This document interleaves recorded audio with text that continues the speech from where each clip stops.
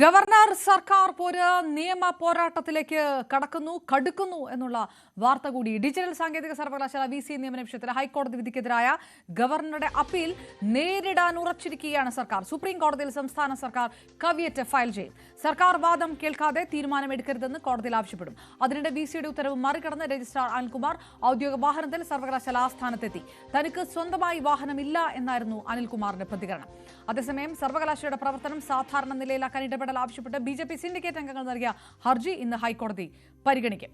VCക്ക് ഉൾപ്പെടെ സുരക്ഷ ഒരുക്കണമെന്ന കാര്യവും ഹൈക്കോടതിയിൽ സമർപ്പിച്ച ഹർജിയിലുണ്ടെന്ന് BJP സിൻഡിക്കേറ്റ് അംഗങ്ങൾ പറഞ്ഞു. വിവരങ്ങളുമായി VV അരുണും ഡാൻ കുര്യനും നമുക്കൊപ്പം ചേരുന്നു. ആദ്യം അരുണിലേക്ക്. അരുൺ, നിയമപരമായിട്ടുള്ള ഒരു പോരാട്ടം, രാഷ്ട്രീയപരമായിട്ടുള്ള ഒരു പോരാട്ടം ഒരു വശത്ത് നടക്കുന്നു. കേരള സർവകലാശാല ദിവസങ്ങളായി നടക്കുന്ന സംഭവങ്ങൾ പുറത്തേക്ക് വിടുന്ന ചിത്രം അതുമാത്രമാണ്. അതിനിടയിൽ നിയമപരമായിട്ട് ഗവർണർ അപ്പീൽ നൽകുമ്പോൾ കവിയറ്റ് നൽകിക്കൊണ്ട് ഇത് നിയമപരമായ ഒരു പോരാട്ടത്തിലേക്ക്, അത് തന്നെ ഒരു പക്ഷേ വളരെ സ്വാഭാവികമായിട്ടുള്ള ഒരു കാര്യം കൂടിയല്ല. ഏത് തരത്തിലുള്ള ഒരു നിയമോപദേശം സർക്കാരിന് ഇതിൽ ലഭിച്ചിട്ടുണ്ട്? അതുകൊണ്ട് കൂടിയാണ് അങ്ങനെ ഒരു കവിയറ്റിലേക്ക് കടക്കാൻ സർക്കാർ തീരുമാനിച്ചിരിക്കുന്നത് എന്നാണ് വിവരം.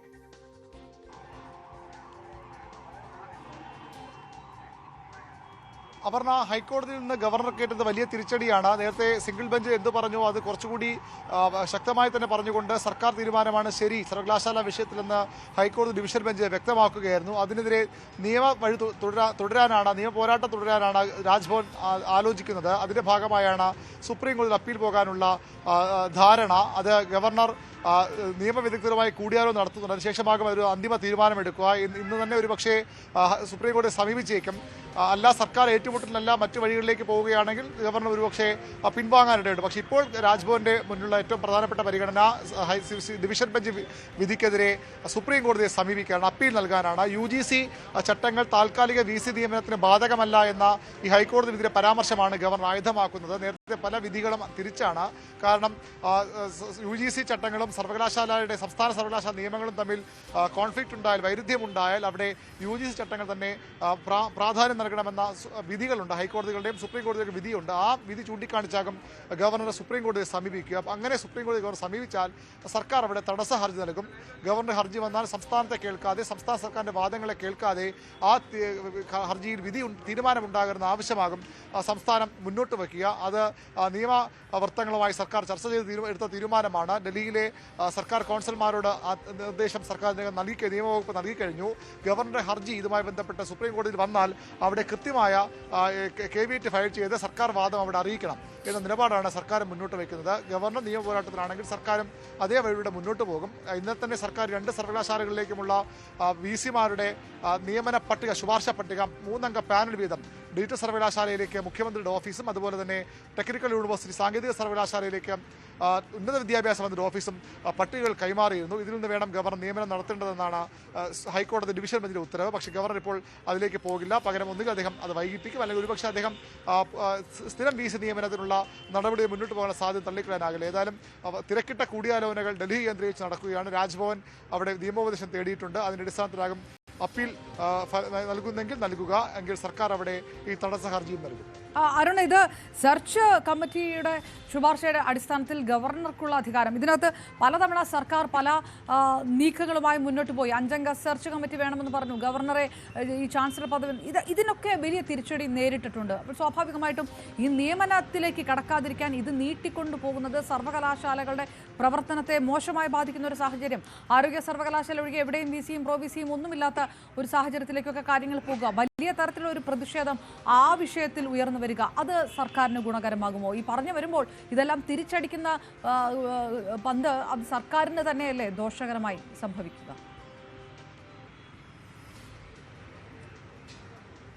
അപർണ, താൽക്കാലിക VC നിയമനത്തിൽ സർക്കാരിന്റെ ഭാഗത്താണ് ഇപ്പോൾ നിയമ പരിരക്ഷയുള്ളത്. അത് ഹൈക്കോടതിയുടെ ഡിവിഷൻ ബെഞ്ചിന്റെ ഉത്തരവാണ്.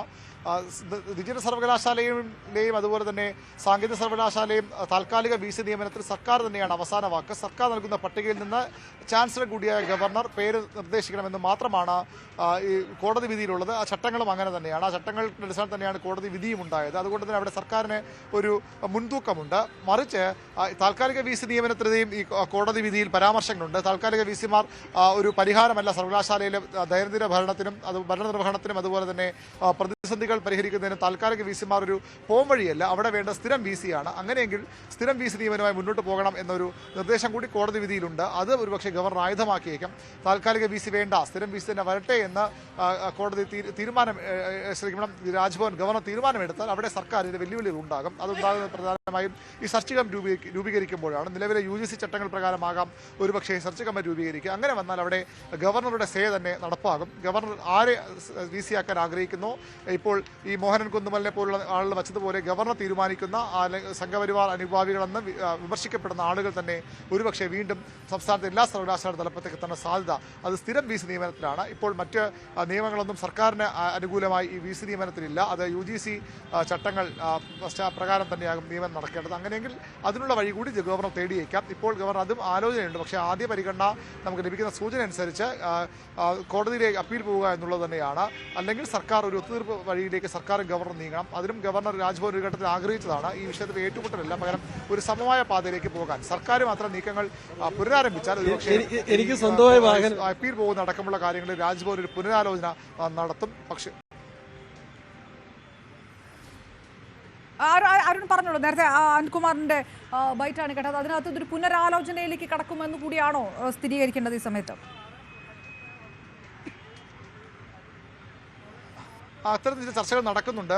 സർക്കാരിനും ഈ വിഷയം നേരത്തെ CPM സംസ്ഥാന സെക്രട്ടേറിയറ്റ് ഒക്കെ ചർച്ച ചെയ്തതുപോലെ ഈ സർവകലാശാലകൾ ഇപ്പോൾ രാഷ്ട്രീയ വിഷയം ഏറ്റെടുത്ത് തന്നെയാണ് SFIയുടെ നേതൃത്വത്തിൽ സിൻഡിക്കേറ്റുകളുടെ നേതൃത്വത്തിലുമൊക്കെ CPM മുന്നോട്ട് പോകുന്നത്. അവിടെ രാഷ്ട്രീയ ശരിയുണ്ട്. പക്ഷേ ആ രാഷ്ട്രീയ ശരിക്ക് അപ്പുറത്തേക്ക് സർവകലാശാലയുടെ പ്രവർത്തനങ്ങൾ നിരന്തരം തടസ്സപ്പെടുന്നു, വിദ്യാർത്ഥികളുടെ കാര്യങ്ങൾ അലങ്കോലപ്പെടുന്നു. അത് നല്ല ഒരു പ്രതിച്ഛായല്ല സർക്കാരിനും ഉന്നത വിദ്യാഭ്യാസ വകുപ്പിനും പൊതുജനങ്ങൾക്കിടയിൽ ലഭിക്കുക. രാഷ്ട്രീയമായി അവിടെ ചില നേട്ടങ്ങളുണ്ടെന്ന് അപ്പുറത്തേക്ക് സർവകലാശാലയുടെ പ്രവർത്തനങ്ങൾ ആ രീതിയിൽ മുന്നോട്ട് പോകുന്ന ഗുണം ചെയ്യില്ല എന്ന വിലയിരുത്തൽ CPM-നുമുണ്ട്. അതുകൊണ്ടാണ് ഈ നിയമ പോരാട്ടങ്ങൾക്ക് വേണമെങ്കിൽ മുന്നോട്ട് പോകാം, അല്ലെങ്കിൽ ഗവർണറുമായി രാഷ്ട്രീയ ഏറ്റുമുട്ടൽ നടത്താം. പക്ഷെ അപ്പോഴും സർവകലാശാലകളുടെയും വിദ്യാർത്ഥികളുടെയും കാര്യം കൂടി പരിഗണിക്കണമെന്ന അഭിപ്രായം CPM-ലുണ്ട്. അവിടെയാണ് ഒരു സമവായ വഴി.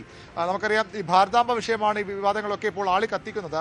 ഭാരതാംബ വിഷയത്തിൽ P. പ്രസാദിന്റെ ഇടപെടലിന് ശേഷം ഗവർണർ ഒന്ന് മയപ്പെട്ടിരുന്നു. ആ വിഷയത്തിൽ അധികം വിവാദങ്ങൾ വേണ്ട, ഗവർണർ പങ്കെടുക്കുന്ന രാജ്ഭവനിലെ പരിപാടികൾക്ക് മാത്രം മതി, അത് സ്വകാര്യ പരിപാടികൾ അല്ലെങ്കിൽ സർക്കാർ പരിപാടികൾ അല്ലാത്ത പരിപാടികൾക്ക് മാത്രം ഈ ഭാരതാംബ എന്ന അവർ പറയുന്ന ചിത്രം ഉപയോഗിച്ചാൽ മതി എന്ന നിലപാട് രാജ്ഭവൻ സ്വീകരിച്ചു. തന്നെയാണ് V. ശിവൻകുട്ടി അവിടെ എത്തുകയും ആ വിഷയം കൂടുതൽ വിവാദത്തിലേക്ക് അത് യഥാർത്ഥത്തിൽ വഷളാക്കുകയായിരുന്നു എന്നാണ് രാജ്ഭവന്റെ ആരോപണം. അങ്ങനെയല്ലെങ്കിൽ ഒരുപക്ഷെ ഇത്രയധികം സംഘർഷങ്ങൾ ഉണ്ടാകുമായിരുന്നില്ല. അതിന് പ്രതികാരമായാണ് സംഘപരിവാർ സംഘടനയെ കൊണ്ട് മറുപടിയായാണ് സംഘപരിവാർ സംഘടനയെ കൊണ്ട് സെനറ്റ് ഹാളിൽ അത്ത ഒരു പരിപാടി BJP കേന്ദ്രങ്ങൾ സംഘടിപ്പിച്ചത്. ഒരുപക്ഷെ V. ശിവൻകുട്ടിയുടെ എപ്പിസോഡ് ആ രീതിയിൽ പോയില്ലായിരുന്നുവെങ്കിൽ അത്തരം ഒരു വിവാദത്തിലേക്ക് പോകുമായിരുന്നു. ഇപ്പോഴും പൂർണ്ണമായ ഒരു ഏറ്റുമുട്ടലിന്റെ പാതയിലേക്ക് പോകുന്നതിനോട് രാജ്ഭവന് യോജിപ്പില്ല. മുഖ്യമന്ത്രിയുടെ ഓഫീസിലും ഈ പ്രശ്നങ്ങൾ പരിഹരിച്ചു പോകണമെന്ന അഭിപ്രായം ഉണ്ടെന്നാണ് നമുക്ക് മനസ്സിലാക്കാൻ കഴിയുന്നത്. അങ്ങനെയെങ്കിൽ ഒരു പക്ഷേ ഈ നിയമ ഏറ്റുമുട്ടലിലേക്ക് പോലും പോകാതെ കാര്യങ്ങൾ പരിഹരിക്കപ്പെട്ടേക്കാം. പക്ഷേ ഗവർണർ നിയമ വഴി തേടിയാൽ സർക്കാരും അവിടെ തടസ്സ ഹർജിയുമായി എത്തും. ഏത് കാര്യത്തിൽ വേണമെന്ന വ്യക്തമായൊരു തീരുമാനം രണ്ട് ഭാഗത്തും ഉണ്ടായിട്ടില്ലെന്ന് മനസ്സിലാക്കുക. രണ്ടുപേർക്കും ഒരാൾ ഏറ്റുമുട്ടൽ അല്ലെങ്കിൽ മറുപടിയും അങ്ങനെ തന്നെ ആകണം, അല്ലെങ്കിൽ ഒരു സമവായ വഴിയിലേക്ക് പോയാൽ മതി എന്നൊരു ആലോചനയുണ്ട്. ഏറ്റവും പ്രധാനപ്പെട്ട ഒരു കാര്യം ഇപ്പോൾ വന്ന ഒരു വാർത്തയുണ്ട്. അജിത് കുമാറിനെതിരായ ആഭ്യന്തര സെക്രട്ടറിയുടെ ഒരു നടപടി VS സുനിൽകുമാറിന് ആദ്യഘട്ടം മുതൽ അതിലൊരു ശക്തമായ നിലപാടെടുത്തത്. അദ്ദേഹത്തിന്റെ പ്രതികരണം ഈ വിഷയത്തിൽ ഉണ്ടാകുമോ എന്ന് ഏതായാലും ഇപ്പോൾ അദ്ദേഹം പ്രതികരിക്കാൻ തയ്യാറല്ല. മറ്റൊരു വാർത്തയാണെങ്കിൽ പോലും വളരെ പ്രധാനപ്പെട്ട ഒരു വിഷയമാണ്. അജിത് കുമാറിനെതിരെ കടുത്ത നിലപാട് ആദ്യഘട്ടത്തിൽ സ്വീകരിച്ച CPI നേതാവാണ് VS സുനിൽകുമാർ. അദ്ദേഹം ഇപ്പോൾ CPI സംസ്ഥാന കൗൺസിൽ എത്തുകയായിരുന്നു. ഏതായാലും ഈ സുപ്രീം കോടതി വിഷയത്തിൽ ഒരു തരത്തിലും പരസ്പരം ഏതെങ്കിലും തരത്തിലൊരു നിലപാടിലേക്ക് ഇതുവരെ രണ്ടു കൂട്ടരും എത്തിയിട്ടില്ല. ഏറ്റുമുട്ടലിലാണ് ഗവർണർ തയ്യാറാകുന്നതെങ്കിൽ സംസ്ഥാനം അതേ രീതിയിൽ മുന്നോട്ട് പോകും. ഇത് മുന്നോട്ട് പോകുന്നത് എങ്ങനെയാണ് നോക്കുമ്പോൾ സർവകലാശാലയ്ക്ക് അത് സംഭവിക്കുന്നത് എന്താണെന്നുള്ളതാണ്. VC-യുടെ ഉത്തരവ് മറികടന്നുകൊണ്ട് രജിസ്ട്രാർ അനിൽകുമാർ ഇന്നും ഔദ്യോഗിക വാഹനത്തിലെത്തി. തനിക്ക് സ്വന്തമായ വാഹനമില്ലെന്നായിരുന്നു അദ്ദേഹം പ്രതികരിച്ചത്.